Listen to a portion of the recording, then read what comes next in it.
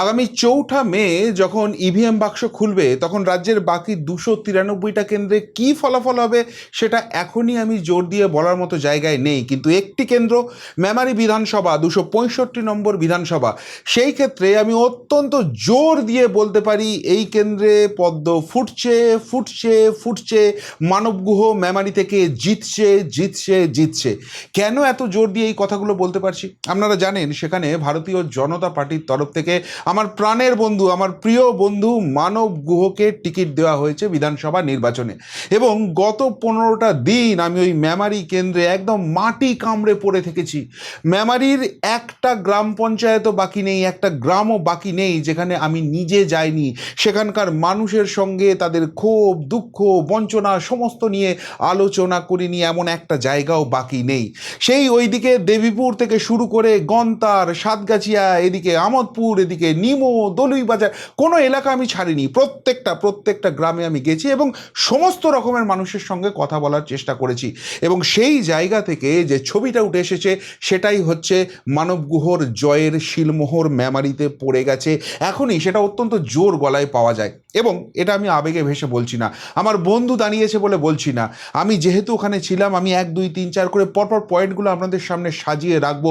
তারপর আপনারাই বিচার করে দেখুন যে আমার কথাগুলোর মধ্যে ওজন আছে কিনা, বাস্তবতা আছে কিনা।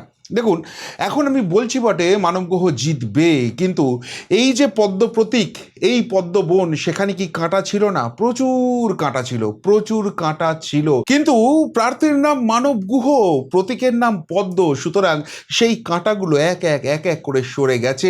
এবং মেমারি বিজেপি এখন একটা সুখী পরিবারের মতো এক হয়ে একাত্ম হয়ে কাজ করছে। লক্ষ্য একটাই, এবারে ডাবল ইঞ্জিন সরকার চাই এবং সেই লক্ষ্যে মেমারিতেও গেরুয়া আবিরের ব্যবস্থা করতে হবে। প্রথম যে কাঁটাটার কথা বলবো সেটা হচ্ছে গৌতম বল। কে গৌতম বল? এই গৌতম বল একসময় মেমারি বিধানসভার 3 নম্বর মণ্ডলের সভাপতি ছিলেন এবং এখন বর্ধমানে যে কাটুয়া সাংগঠনিক জেলা রয়েছে বিজেপির, তার পদাধিকারী তিনি হয়ে রয়েছেন জেলায়। তো এই গৌতম বলের এখান থেকে টিকিট পাওয়ার কথা ছিল এবং সেই জায়গাতে শেষ মুহূর্তে মানবগুহ টিকিট পায়। ফলে এই গৌতম বলের ক্ষোভ কিন্তু আছড়ে পড়েছিল। সরাসরি সোশ্যাল মিডিয়ায় তিনি তার বিক্ষোভের কথা জানিয়েছিলেন, এখানে প্রার্থী যে পছন্দ হয়নি সেই কথা জানিয়েছিলেন। ফলে সাধারণ মানুষের মধ্যে একটা কিন্তু উত্তল অবস্থা তৈরি হয়ে গিয়েছিল যে নিজেদের মধ্যে খেয়ে এই বিজেপি এখানে জিতবে। কিন্তু ওই যে বললাম, প্রার্থীর নাম মানবগুহ আর দলটার নাম পদ্ম, সুতরাং সেই জায়গা থেকে মানবগুহ প্রার্থী হওয়ার পর প্রথম যে কাজটা করে সেটা হচ্ছে এই গৌতম বলের সঙ্গে মুখোমুখি বসে। সদা হাস্যময় এই যুবকটি এরপরই তার সমস্ত মান অভিমান ছেড়ে দেয়। আজকে এই গৌতম বল একদম জান প্রাণ দিয়ে মানবগুহকে জেতানোর জন্য লড়াই করছে। তার অন্তত 20টা ছেলে সারাদিন সারাক্ষণ ওই নির্বাচনী কার্যালয়ে পড়ে আছে। এবং এই যে 3 নম্বর মণ্ডল, যেখানে একসময় গৌতম বল সভাপতি ছিল, মণ্ডল সভাপতি ছিল, সেই 3 নম্বর মণ্ডলে এমনিতেই বিজেপির অবস্থা যথেষ্ট ভালো। সেখানে এবার কিন্তু লিড অনেকটাই বাড়তে চলেছে, এই কথা স্পষ্ট করে বলা যেতে পারে। এবং সবথেকে গুরুত্বপূর্ণ, গতকাল আমি মেমারি থেকে আসার আগে শেষ যে বৈঠকটি করেছি সেটাই গৌতম বলের বাড়িতেই করেছি। এবং সেখানেও গৌতম বলের যে ভাবমূর্তি, গৌতম বলের যে জায়গা, সে স্পষ্ট করে দিয়েছে যে না, এখানে দলের জন্যই কাজ হবে। একটা সাময়িক ছিল, হতেই পারে, দেখুন সবারই উচ্চাসা থাকে, সেখানে না হলে একটা মন ভেঙে যাওয়ার ব্যাপার থাকে, কিন্তু এটাই যে শেষ নয়, এখান থেকেও যে অনেক কিছু করার আছে সেই ছবিটা আজকে স্পষ্ট। ফলে যে সবথেকে বেশি বিরোধিতা করছিল মানবগুহর, আজকে মানবগুহর নির্বাচনের কনভেনার, অন্যতম প্রধান সেনাপতি হয়ে রয়েছে সেই গৌতম বল, এই যুদ্ধ জয়ের জন্য ঝাঁপিয়ে পড়েছে। তাহলে বুঝতে পারছেন ছবিটা গত 15 দিনে মেমারিতে কিভাবে চেঞ্জ হয়েছে। তবে শুধুমাত্র গৌতম বলের কথা বলবো না, মানব এরপর যে কাজটি করে, যাদেরকে এই মেমারি বিজেপির মহিরুহ বলা হয়, যাদের হাত ধরেই বিজেপিটা এখানে প্রথম থেকে চলে এসছে, যখন সারা বাংলায় কোথাও বিজেপির নাম ও নিশান ছিলেন না, এরা কিন্তু পদ্ম পতাকাটা তুলে রেখেছিলেন। সেই তাদেরকে কিন্তু যোগ্য সম্মান দিয়েছেন, তাদের আশীর্বাদ নিয়েছেন এবং আশীর্বাদ পেয়েছেন। প্রথমেই কথা বলবো বিশ্বদেব ভট্টাচার্যের। এই মানুষটি যাকে শুধুমাত্র মেমারি বিধানসভা নয়, সামগ্রিকভাবে পূর্ব বর্ধমানের বিজেপির মহিরুহ বলা হয়, যিনি অনেক বড় বড় কেন্দ্রীয় নেতাকে ব্যক্তিগতভাবে চেনেন এবং তারাও তাকে চেনেন, সেই মানুষটির আশীর্বাদ মানব গুহের সঙ্গে রয়েছে। মানব গুহ গিয়ে 1 নম্বর মণ্ডলের আশিস দা, যিনি নিজের ভাইয়ের মতো মনে করেন মানব গুহকে, তাকে পাশে পেয়েছেন। তিনি নির্বাচনী কার্যালয়ে সারাদিন পড়ে আছেন। চন্দ্রশেখর দা 1 নম্বর মণ্ডলের আদি নেতা, তার আশীর্বাদ নিয়ে এসেছেন। সুতরাং আদি নব্য সব মিলে মিশে একাকার হয়ে গেছে। ওই যে বললাম না, একটা সুখী পরিবারের ছবি কিন্তু মেমারিতে উঠে এসেছে। এবং এরপরই আসবে মণ্ডল সভাপতিদের কথা। দেখুন, যে মুহূর্তে মানব গুহ তো সরাসরি পলিটিক্সে কোনোদিন ছিল না, তো মণ্ডল সভাপতি যারা ছিলেন তাদের নিয়ে একটা প্রশ্ন ছিল যে তারা সত্যিই সেই জায়গাটা করতে পারবেন কি না। আমি প্রথমেই কথা বলবো নগর মণ্ডল, অর্থাৎ মেমারি মিউনিসিপ্যালিটির যে এলাকাটা রয়েছে, যে 37টা বুথ রয়েছে, সেটা দিয়ে যে মণ্ডলটি রয়েছে, সেখানকার যিনি মণ্ডল সভাপতি, তাকে যদি বাংলা ভাষায় ব্যাখ্যা করা হয় তাহলে ঢাল নেই তলোয়ার নেই নিধিরাম সর্দার বলাটাই শ্রেয়। কেননা এখানে মণ্ডল সভাপতি আছেন কিন্তু কোনো মণ্ডল কমিটি নেই। তাহলে বুঝতে পারছেন যে সাংগঠনিকভাবে বিরোধীদের অত্যাচারে কি অবস্থায় সেই জায়গাটা হয়ে রয়েছে। অথচ এই মানুষটি কিন্তু সারা দিন পরিশ্রম করে চলেছেন এবং যখন দেখছেন তিনি তার কোনো কমিটি বানাতে পারেননি, উনি একজন মহিলা সভাপতি, সুতরাং মহিলা ব্রিগেডকে পুরোপুরি মাঠে নামিয়ে দিয়েছেন। মহিলা মোর্চা যারা রয়েছেন তারা ময়দানে নেমে পড়েছেন, সংখ্যালঘু মোর্চা যারা রয়েছেন তারা ময়দানে নেমে পড়েছেন, তারা ওই নগর কমিটিটাকে তারা পুরো কভার করছেন। এবং 2024 লোকসভা নির্বাচন যদি দেখি, এখানে প্রায় 5,500 ভোটে বিজেপি পিছিয়ে রয়েছে, কিন্তু পরিস্থিতি এতটাই এখানে অনুকূল হয়ে গেছে যে এই 16টি ওয়ার্ডের মধ্যে, যার মধ্যে 4টি ওয়ার্ড সংখ্যালঘু অধ্যুষিত, সেখানে এবার কিন্তু মানব গুহ লিড করতে চলেছেন। কেননা প্রচুর শিক্ষিত মানুষ রয়েছেন এবং তাদের সঙ্গে যাদের সঙ্গেই কথা বলছেন বলছেন না না কোনো কথা হবে না, পরিবর্তনের পক্ষে এবার ভোট মানব গুহের পক্ষেই যাবে। তাহলে যে মণ্ডলে আমার মণ্ডল কমিটিই তৈরি হয়নি, সেইখান থেকে যদি আমি লিড নেওয়ার মতো জায়গায় চলে যাই, তাহলে সামগ্রিকভাবে মেমারির ছবিটা কী অবস্থায় রয়েছে বুঝতে পারছেন। আরও একটা জায়গাকার কথা না বললেই হবে না, সেটা হচ্ছে 3 নম্বর মণ্ডল, মানে যেটা ওই গৌতম বলের এলাকা যে জায়গাটা ছিল। তো সেখানেও একটা সামগ্রিকভাবে ক্ষোভ তৈরি হয়েছিল যে বুথে যারা কাজ করছেন তাদের কাছে টাকা পয়সা পৌঁছচ্ছে না। বোধহয় পরশু দিন বা তার আগের দিন রাত্রিবেলায় মানব সারা দিন প্রচার করার পর 10টার সময় এসছে, বিধ্বস্ত চেহারা, চোখ খুলে রাখতে পারছে না, সেই সকাল থেকে ওই রোদে ওই গরমে প্রচার করেছে, কিন্তু বুথের কর্মীরা এসে বসে আছেন, মানব তাদের সঙ্গে আধ ঘন্টা ধরে কথা বলেছেন, যা ক্ষোভ বিক্ষোভ ছিল সমস্ত কিছু মিটিগেট করেছেন। এবং এই 3 নম্বরের এখন এরা বলছেন যে আপনারা ফ্ল্যাগ ফেস্টুন দিন, এইটা দিলে আমরা এলাকা মুড়ে দেবো এবং কথা দিচ্ছি এখান থেকে লিড দেব, কথা হবে 4 তারিখের পরে। তাহলে সামগ্রিকভাবে ছবিটা বলতে পারছেন। বাকি 3টে মণ্ডল সেখানে হাড্ডাহাড্ডি লড়াইয়ের জায়গা রয়েছে এবং যান প্রাণ দিয়ে কর্মীরা লড়াই করছেন, অর্থাৎ সাংগঠনিকভাবে যারা যেখানে ছিলেন সকলে কিন্তু নেমে পড়েছেন। কে প্রার্থী দেখার দরকার নেই, দল একটাই, প্রতীক একটাই, নেতা একটাই, সেটা নরেন্দ্র মোদী, পদ্মফুল এবং বিজেপি। এই লক্ষ্যে কিন্তু ভোটের জন্য তারা ঝাঁপিয়ে পড়েছেন। সুতরাং সামগ্রিকভাবে কার্যকর্তারা তারা যদি এইভাবে ঝাঁপিয়ে পড়েন তাহলে তো সেখানে পজিটিভ হতে বাধ্য। এবার এর উপরে ওই চেরি অন দ্য কেক যেটা বলে না, সেটা হচ্ছে পুরনো কার্যকর্তা। এদের মধ্যে অনেকেই বিক্ষুব্ধ ছিলেন, অনেকের মনের মধ্যেই প্রশ্ন ছিল যে আমরা দুর্দান্ত কাজ করেছি, তারপর আমাদের সাইড করে দেওয়া হয়েছে, আমাদের পদ দেওয়া হয় না, যেটা যে কোনো বড় রাজনৈতিক দলের ক্ষেত্রেই হয়। কিন্তু যে মুহূর্তে মানব গুহ প্রার্থী হয়েছেন তারা সেই সমস্ত মান অভিমান সমস্ত কিছু ফেলে দিয়েছেন। তাদের একটাই কথা যে যদি আমরা এখানে ডাবল ইঞ্জিন সরকার করতে না পারি, যদি মেমারিতে আমরা পদ্ম ফোটাতে না পারি, তাহলে আমাদের এক্সিস্টেন্সের প্রশ্ন হয়ে যাচ্ছে, পিঠের চামড়াটা অবধি থাকবে না, এই জায়গাটাই চলে আসছে। সুতরাং এখন ওইসব মান অভিমান ক্ষোভ বিক্ষোভের জায়গা নয়, সেসব কিছু হবে যখন মানব গুহ জিতে যাবে, বিজেপি এখানে সরকার করে নেবে, তখন সেই সব বসে একটা পরিবারের মধ্যে এইরকম খটোমটো থাকে, সেগুলোকে মিটিয়ে নেওয়ার জায়গা আছে। কিন্তু যদি জিততে না পারি, এইসবের কোনো জায়গা থাকবে না, সবাই মার খাবো। কে বিক্ষুব্ধ, কে পদে আছে, কে আপদে আছে, কে বিপদে আছে, কোনো ফ্যাক্টর হবে না। তাহলে শুধু কার্যকর্তারা নয়, যদি পুরনো কার্যকর্তারা তারা মান অভিমান ভুলে নেমে যান, তাহলে ময়দানের ছবিটা কি হবে? ঠিক সেই ছবিটাই পজিটিভ হয়ে আসছে গোটা মেমারি জুড়ে। এবার এই যে এতক্ষণ ধরে আপনাদের কথাগুলো বললাম, সেগুলো যে শুধু কথার কথা নয়, তার পরপর 3টে প্রমাণ আপনাদের দেবো। কিছুদিন আগে ওখানে ভাইপো গিয়েছিল সভা করতে, কারণ ভাইপোর কাছেও খবর গেছে যে মেমারিতে মানব গুহ দাঁড়ানোর পর পুরো ছবিটা চেঞ্জ হয়ে গেছে, বিজেপি একটা ইউনাইটেড পরিবারের মতো কাজ করছে।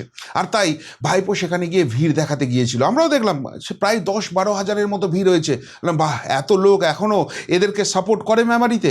তারপর সন্ধেবেলায় গাড়ি বার করতে পারছি না, কেননা একটার পর একটা বাস বেরোচ্ছে। পরে খবর পেলাম ভাইপো গোটা পূর্ব বর্ধমানের 16টা বিধানসভার পুরো যুবকে দায়িত্ব দিয়ে দিয়েছিল। একটা বিধানসভা থেকে 20টা করে বাস গেছে এবং সেই বাস ভর্তি করে বিরিয়ানি টিরিয়ানি লোভ দেখিয়ে লোক নিয়ে যাওয়া হয়েছে। এমনকি বর্ধমান ছেড়ে দিন, সুদূর বোলপুর থেকে লোক এনে ভাইপোকে ভিড় করতে হয়েছে। আর মেমারির লোক সাকুল্যে কত ছিল জানেন? 3-3.5 হাজার। এবং অত্যন্ত দায়িত্ব নিয়ে বলতে পারি, যারা ওই সভায় গিয়েছিলেন ওই 3-3.5 হাজার ভাইপোর দলের সমর্থক, তারাও এবার কিন্তু ভোটটা মানব গুহকে দেবেন, কেননা তারাও পরিবর্তন চান। এই মুহূর্তে ভাইপোর সভায় না গেলে তাদের অবস্থা খারাপ হবে, সেই জন্য কারে পড়ে ভাঁড়ে জল খাওয়ার মতো তাদেরকে যেতে হচ্ছে। আর ভাইপো নিজে সেখানে গিয়ে ছবিটা বুঝে গেছে, মানবকে তো যাচ্ছে তাই personal below the belt attack করার চেষ্টা করেছে, মিথ্যাচার করেছে। আর তারপর মানব গুহ মুখোশ খুলে দিয়েছে, ফলে আরও কারে পড়ে গেছে ভাইপো বাহিনী। আর তাই ভাইপো বাহিনীর ইনস্ট্রাকশানে সেই রাতেই ওখানকার যারা এসসি মহিলা রয়েছেন, মা রয়েছেন, দিদি রয়েছেন, রাতের অন্ধকারে কাপুরুষের মতো তাদের উপর অ্যাটাক করেছে ওই তোলামুলি হারমাদ বাহিনী। তাদের কাপড় চোপড় ছিঁড়ে দেওয়া হয়েছে, তাদেরকে শারীরিকভাবে আঘাত করা হয়েছে। আর মানব সমস্ত দিনের প্রচার সেরে যে মুহূর্তে খবর পেয়েছে সেই মুহূর্তে গন্তারের ওই ছোট্ট গ্রামটাতে ছুটে গেছে, সেই মায়েদের পাশে, সেই দিদিদের পাশে দাঁড়িয়েছে এবং প্রশাসনের চোখে চোখ রেখে কথা বলেছে। এতখানি দাপট সেখানে হয়েছে, এতখানি গণরোষ সেখানে তৈরি হয়েছে যে তারপরে প্রশাসন বাধ্য হয়েছে যে 2 হারমাদ ওখানে মূল নেতৃত্ব দিচ্ছিল তাদের একজনকে গ্রেপ্তার করতে, আরেকজন এলাকা ছেড়ে পালিয়েছে। তাহলে বুঝতে পারছেন ভাইপো বাহিনীর কাঁপুনি কতখানি ধরেছে। এবং এই ঘটনার পর জেদ বিজেপি বাহিনীর আরও বেড়ে গেছে। তারা বুঝে গেছে যে এখানে যদি পদ্ম ফোটানো না যায়, এই অত্যাচার চৌঠা মেয়ের পর কত গুণ হবে। আর তারপর এখানে কিন্তু একটা চূড়ান্ত নোংরামি শুরু হয়েছে, যার আমি ফেসবুক লাইভও করেছিলাম, অনেকে আপনারা দেখে থাকবেন। মানবের যে নির্বাচনী কার্যালয়টা হয়েছে, সেই নির্বাচনী কার্যালয় করতে গোটা মেমারিতে কোথাও জায়গা দিচ্ছিল না এই হারমাদ বাহিনী। শেষে মানব গুহ তার যে পৈতৃক সম্পত্তি রয়েছে, তার যে পারিবারিক সম্পত্তি রয়েছে, সেইখানে এই নির্বাচনী কার্যালয়টি করেছে। একটা ছোট্ট ভাঙাচোরা ঘর, সেখানেই কাজ চলছে, হই হই করে কাজ চলছে, আমরা সারাদিন সেখানে পড়ে আছি। তো সেই নির্বাচনী কার্যালয়টা পরপর 4 বার ওই সি ভিজিল অ্যাপের রিপোর্ট মেরেছে তোলামূলের বাহিনী যে এটা নাকি পিডব্লিউডির জায়গা অকুপাই করে তারপর সেখানে এই নির্বাচনী কার্যালয় করা হয়েছে, তার গেটটাকে ভাঙতে হবে। আর যখন এটা হয়েছে, 4র্থ দিন এসছে, সেদিনকে কিন্তু চোখে চোখ লেগে লড়াইটা হয়েছে। সেই ভিডিও দেখছেন আপনারা সাইডে। এবং সেখানে পরিষ্কারভাবে ইলেকশন কমিশনকে বলেছি যে এই তো প্যারালালি চলছে, এইখান থেকে চকদিঘি মোড় অবধি এই যে বিস্তীর্ণ জায়গাটা রয়েছে, এখানে যে দেওয়ালগুলো রয়েছে সেগুলো তো পার্মানেন্ট কনস্ট্রাকশন। এই নির্বাচনী কার্যালয় যদি পিডব্লিউডির জায়গার উপর হয়, এই পার্মানেন্ট কনস্ট্রাকশনও পিডব্লিউডির জায়গায় হয়েছে, তাহলে ওগুলোকে বুলডোজার দিয়ে গোড়ান, রাস্তার দুপাশের জায়গা গোড়ান, তারপর এখানে আসবেন। ল্যাজ গুটিয়ে পালিয়েছে। এবং তারপর কিন্তু ওইখানে যে শাসকের পোস্টারটা ছিল, যেটা এদের নির্বাচনী কার্যালয়ে ঠিক পাশে করে রেখে দেওয়া হয়েছিল, সেইটিকে ইলেকশন কমিশন খুলে নিয়ে চলে গেছে। নোংরামিটা কোন পর্যায়ে গেছে জানেন? কালকে রাত্রে ওই যে নির্বাচনী কার্যালয় আছে, তার ঠিক পাশের গলিটা দিয়ে মানব গুহর বাড়ি, যেখানে সে থাকে এখন আপাতত, তার বৃদ্ধা মা সেখানে রয়েছেন, সেই জায়গাটার যে রাস্তাটা আছে, মূল রাস্তায় ওঠার জায়গাটা পুরো খুলে দিয়েছে। কি না, সেখানে নাকি জল প্রকল্পের কাজ চলছে। আচ্ছা বলুন তো, এখন তো ইলেকশন ঘোষণা হয়ে গেছে, এখন এইসব জায়গা করা যায়? কিন্তু এটা করে দেওয়া হয়েছে কেন? কেন প্রচুর মানুষ আসছেন মানবের সঙ্গে দেখা করতে, দলের কর্মীরা যাচ্ছেন, সাধারণ মানুষ যাচ্ছেন। সেই সমস্ত কিছু বন্ধ করে দিতে হবে, মানবকে যাতে তারা ধরতে ছুতে না পারে, মানব যাতে ওই জায়গাটায় ঢুকতে বেরোতে না পারে। যখন এই ধরনের অসভ্যতা, বর্বরতা এরা করছে, তখন বুঝতে পারছেন এদের দেওয়ালে পিঠটা কতখানি ঠেকে গেছে, এরা হারের ঠিক কোন জায়গায় চলে গেছে। সেই জন্যই এই জায়গাটা হচ্ছে। আরে হবে না কেন? মেমারির যে ইকুয়েশনটা আমি দেখলাম এই 15 দিন পরে থেকে, মেমারির ভোট ব্যাংকে 4টে ভাগে ভাগ করা যায়। প্রথম পার্টটাই যাচ্ছে জেনারেল কাস্ট, একটা বেশ বড় সংখ্যক ভোট আছে, প্রায় 35-37% এই জেনারেল কাস্টের ভোট রয়েছে। তো তার একটা ম্যাক্সিমাম পোর্শন এবার মানবের দিকে যাবে। এখানে প্রচুর এসসি সম্প্রদায়ের, এবং এসসি সম্প্রদায় যারা, তারা বেশিরভাগই কিন্তু বাংলাদেশ থেকে পালিয়ে আসা, নিজের ধর্ম বাঁচাতে, প্রাণ বাঁচাতে হিন্দু পরিবার, মতুয়া পরিবার, তাদের ম্যাক্সিমাম ভোটটাই মানব পাবে। আর রয়েছেন এখানে এসটি সদস্য, সেটাও একটা বড় অংশের ভোট ব্যাংক রয়েছে, যারা কিন্তু এই আদিবাসী মূলবাসী জাত, তাদের উপরে যে অত্যাচারটা হয়েছে, তাদের রাগ গড়গড় করছে, তাদের ম্যাক্সিমাম ভোটটাও এবার মানবের দিকে আসবে। এবং সব থেকে মজার কথা যেটা, এই শাসকের ডিভিডেন্ড ভোট ব্যাংক, সেই সংখ্যালঘু ভোট ব্যাংক, তাদের একটা অংশ, খুব সামান্য অংশ হলেও, তারা বলছেন এবারে কিন্তু এদের হাত থেকে মুক্তি চাই, আমরাও মানব গুহর মতো প্রার্থী পেয়ে তাকে ভোটটা দেবো। তাহলে প্রত্যেকটা সেগমেন্টের রাজ্যের মেজরিটি অংশ এবং মাইনরিটির একটা অংশ যদি মানব গুহকে ভোট দেয়, তাহলে এখানকার ইকুয়েশনটা কি হবে? এই কারণেই অত্যন্ত জোর দিয়ে বলছি মানব গুহ এখান থেকে কিন্তু জিতবে। এবং সবথেকে গুরুত্বপূর্ণ যে জায়গাটা আসছে সেটা হচ্ছে যে আরও একটা জায়গা খচখচ করছে, যেখান থেকে মনে হচ্ছে যে এখানে লড়াইটা একটু হতে পারে এবং সেখানে কোথাও গিয়ে মানব একটু পিছলে যেতে পারে। সেটা হচ্ছে এই এসআইয়ের ফলে বেশ কিছু মতুয়া ভোট বাদ গেছে এবং এটা নিয়েই কিন্তু শাসক প্রচুর প্রচার করার চেষ্টা করছে। দেখছো, তোমাদের নামই বাদ দিয়ে দিচ্ছে, তোমরা তো এতদিন বিজেপিকে ভোট দিতে। কিন্তু মতুয়া সম্প্রদায়ের মানুষের সঙ্গে কথা বলে আমরা বুঝতে পেরেছি এই যে দিদিমণি ছুটে গেছেন সুপ্রিম কোর্টে, এই যে পুরো ব্যাপারটাকে ঘেঁটে দেওয়ার চেষ্টা করেছেন তার দুধেল গায়েদের বাঁচাতে, তার খেসারত এই মতুয়া ভাই বোনদের দিতে হয়েছে। এই জায়গাটা তৈরি হতো না যদি দিদিমণি ওই জায়গাটা না করতো। ফলে ফলে তাদের অসুবিধার যদি কেউ কারণ হয়ে থাকে, সেটা বিজেপি নয়, সেটা মানব গুহ নয়, সেটা পদ্মপ্রতীক নয়, সেটা হচ্ছে দিদিমণির দল। এবং যেহেতু প্রধানমন্ত্রী সিএর কথা বলে দিয়েছেন, সুতরাং এরা সকলেই আগামী দিনে নাগরিকত্ব পেয়ে যাবেন। এই ভোটটা হয়তো তারা দিতে পারবেন না, কিন্তু আগামী দিনে তাদের ভারতীয় নাগরিকত্বও থাকবে, তাদের ভোটাধিকারও থাকবে এবং এই জায়গা থেকেই মতুয়া সম্প্রদায় কিন্তু এক কাট্টা হয়ে যাচ্ছে। আর একটা বিষয় নিয়ে মেমারিতে খুব ফিসফাস চলছে যে জেলা সভাপতি যিনি রয়েছেন দিদি স্মৃতিকণা বসু, তিনি মেমারির কন্যা হলেও এখন অবধি মেমারি বিধানসভায় মানবের পাশে এসে দাঁড়াননি। তাদের মধ্যে নাকি টাসেল চলছে। আমি ওখানে পড়ে আছি, আমি পুরো জায়গাটা দেখেছি, বুঝেছি। মানবের সঙ্গে বেশ কয়েকবার দিদির মিটিং হয়ে গেছে এবং সাংগঠনিকভাবে যেটুকুনি সমর্থন দেওয়ার, যেভাবে গাইড করার, আবারও বলছি মানব তো পলিটিক্যাল ব্যাকগ্রাউন্ড থেকে আসেনি, সুতরাং পুরো জায়গাটা তিনি কিন্তু করছেন। জেলা অফিস থেকে যা যা লিহাজা করার তিনি করে যাচ্ছেন এবং খুব শীঘ্রই কিন্তু তিনি মানবের প্রচারেও আসবেন। তিনি অন্যান্য সাংগঠনিক জেলা, মানে 7খানা বিধানসভার দায়িত্ব তার রয়েছে, অনেকগুলো জায়গাতেই। বর্ধমান খুব কঠিন দুর্গ, আপনারা জানেন, গতবার 16টার মধ্যে 16টাই তৃণমূল জিতেছিল। ফলে অন্যান্য জায়গায় তিনি অনেক বেশি ফোকাস করছেন। মেমারি নিয়ে তিনি অনেক বেশি কনফিডেন্ট আছেন, সেই জন্য এখনই তিনি সামনাসামনি আসেননি। তবে এবার তিনি প্রচারের ময়দানেও নামবেন এবং যেটুকুনি খবর পেলাম তার হাত ধরে কিন্তু একটা বড় জয়েনিংও মেমারিতে হতে চলেছে বিজেপিতে। সুতরাং একটা বাক্যেই বলা যেতে পারে সামগ্রিকভাবে মেমারির যে ছবিটা, সেটা কিন্তু বিজেপির দিকে সুখী পরিবারের ছবি এবং এই সুখী পরিবার দেখে ক্রমশ শুকিয়ে যাওয়ার ছবি শাসক দলের পক্ষে। তাই বিলো দ্য বেল্ট রাজনীতি থেকে সরে এসে চূড়ান্ত নোংরামি করে বাধা দিয়ে আটকে মানব গুহকে ঠেকানোর চেষ্টা করছে। কিন্তু যত দিন যাচ্ছে মেমারিবাসীও বুঝতে পেরে যাচ্ছে এগুলো সমস্তই বালির বাঁধ। আর বালির বাঁধ দিয়ে মানব গুহকে, পদ্মপ্রতীককে, গেরুয়া আবিরকে এবারে আটকানো সম্ভব নয়। তাই নির্বাচন হওয়ার এতখানি আগেই অত্যন্ত গুরুত্ব দিয়ে, অত্যন্ত জোর দিয়ে এই কথা বলার সাহস দেখাচ্ছি যে মেমারিতে এবার অন্য খেলা হবে, মেমারিতে এবার পদ্ম ফুটবে। যারা মেমারিবাসী আছেন তারা বলুন যে আমি যে কথাগুলো বললাম সেই কথাগুলোর মধ্যে কোনো জল আছে, নাকি মানব গুহর জয়টা শুধুমাত্র সময়ের অপেক্ষা? উত্তরটা অবশ্যই কমেন্ট বক্সে কমেন্ট করে জানাবেন।